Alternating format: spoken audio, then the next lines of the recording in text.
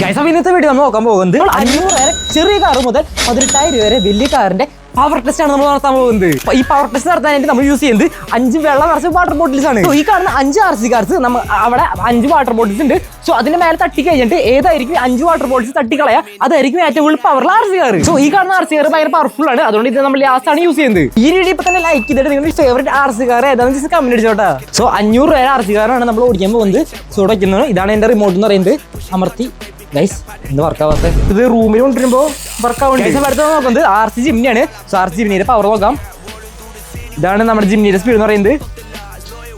Guys ഒരെണ്ണം മാത്രമേ വീണുള്ളൂ. അടുത്തായിട്ട് ഇതേ ഈ കാണുന്ന 9,500 വില വരുന്ന ടൊയോട്ടയാണ്. ടൊയോട്ട എൽസിയാണ് നമ്മൾ ഓടിക്കാൻ പോകുന്നത്. എത്ര വീണമെന്ന് അറിയില്ല. ഓ ഗൈസ് 2 വീണു. സോ ഇനി ആ കൂടി ഉള്ളത് 2 RC കാർസ് മാത്രമാണ്. സോ ഇനി നമ്മൾ നോക്കാൻ പോകുന്നത് നമ്മുടെ ഷെവർലെറ്റിന്റെ കേട്ടനാണ്. ഇത് എത്ര വീഴ്ത്ത നോക്കാം. ഓ ഇത് ഭയങ്കര സ്ലോ ആണ്.